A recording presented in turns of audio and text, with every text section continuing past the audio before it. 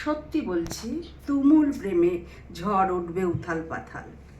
তোর বাড়ির ছাদ থেকে দেখা যাবে আমার বাড়ির ছাদ। তোর শোবার ঘরের আলো এসে পড়বে আমার বিছানায়।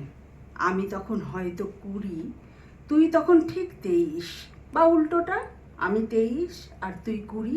কী বা এসে গেল তাতে? সব নিয়ম মতোই হতে হবে, তাই বা কে বলেছে? হোক না একটু বাধাগতের বাইরে একটা ছন্ন ছাড়া প্রেম। এ জন্মে হলো না তো পরের জন্মে হতেই পারে। এ জন্মের সব না পাওয়া পরের জন্মে পুষিয়ে যাবে। পরের জন্ম সত্যি আছে, তোকে পাবো আপন করে, সত্যি আছে। থাক বা না থাক, আছে বলেই ধরে নিলাম। সেই জন্মে তুই আর আমি সদ্য ফোটা কুড়ি হলাম, আকাশ হলাম, নদী হলাম, খরস্রোতে ভেসে গেলাম। সত্যি হবে এর সবগুলো ভেবেই নিলাম। পরজন্মে আমার প্রেমিক হবি, এটা আমি ধরেই নিলাম। বাড়ি হবে কাছাকাছি, এক পাড়াতেই। এক দুপুরে তোকে নিয়ে পালিয়ে যাবি কিন্তু আমার সাথে, কোনো প্রশ্ন না করে। পরের জন্মে মেয়েই হব, তোর থেকে একটু বড়। সব নিয়মই পাল্টে দেব, তোকে নিয়ে পালিয়ে যাবই যাব। পরজন্মে এসব হবে, তুই আর আমি প্রেমিক হবি। তুই আমার প্রেমিক হবি, এক পাড়াতে জন্ম হবে। ইচ্ছাগুলো মনের মধ্যে এমনিভাবেই ডানা পাবে। নমস্কার।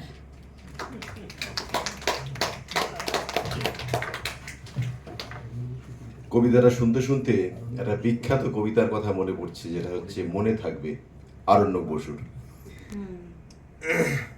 এখন আর আমি যদি পড়তে যাই বাকিরা সমস্যা করবে। আর তো কেউ নেই, তুমি পড়ো না। এই আমাকে পড়তে দে, আর বিশ্বজিৎ একটা পড়বে, তাপসকে পড়তে দে। দুটো বলেছি তো এই আমি একটা পড়ব। কেন তুমি ঘর তাড়াতাড়ি করো, আমি বাচ্চা পড়তে, ওরে ঘুম পাচ্ছে। তো চুপ করে দাও। নমিতা, হ্যাঁ অবশ্যই ওখানে বসে আরেকটা বলবো। এটাও নেই, ওটা বন্ধুর কাছে শিখে নিয়ে এটা আজকে এটা ছিল। ওটা দেবো, ওটা অসুবিধা ওটা ভালো। অঞ্জনা দুটো তুমি তিনটে নাও। ভর্তিতে সুবিধা হয়, মানে সাউন্ডটা পরিষ্কার হয়। এই একটাতে প্রচন্ড অসুবিধা। আমারই লেখা কবিতা। একটা রাত চেয়েছিলাম তোমার কাছে। হ্যাঁ, তোমার কাছেই। তুমি দিতেও চেয়েছিলে, কিন্তু আমি নিতে পারিনি। ভীষণ ভয় পেয়েছিলাম।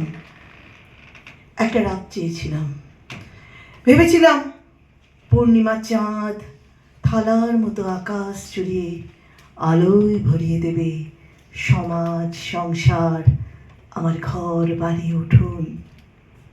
কিন্তু আদবে তা হয়নি, আসলে তা হয় না। রাত মানে এ শহরের বুকে প্রেতাত্মার হাতছানি, লিমিট ছাড়া স্পিডে মাতাল বুলেটের ছুটে যাওয়া, অন্ধগলিতে হারিয়ে যাওয়া কিছু স্বপ্ন। এখন বুঝে গেছি, তাই আর রাত চাই না। তুমি বরং আমাকে একটা দিন ধার দিও।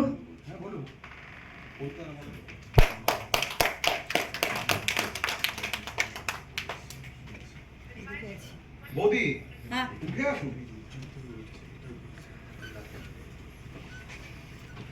কি ক্ষতি হতো তাতে? ওই অগ্রদূত, হাতে তোমার উদ্যত স্টেন গান, সেটা যদি স্প্যানিশ গ্রেটার হতো, কি ক্ষতি হতো তাতে?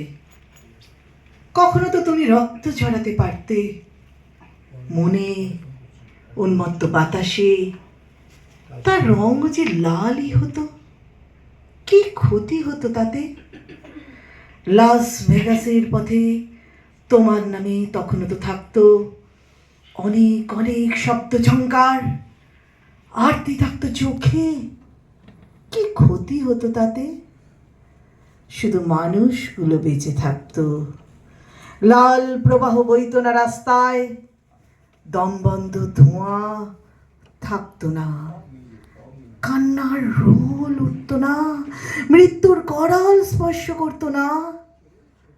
তুমি যদি স্প্যানিশ গিটার বাজাতে, কি ক্ষতি হতো তাতে? নমস্কার।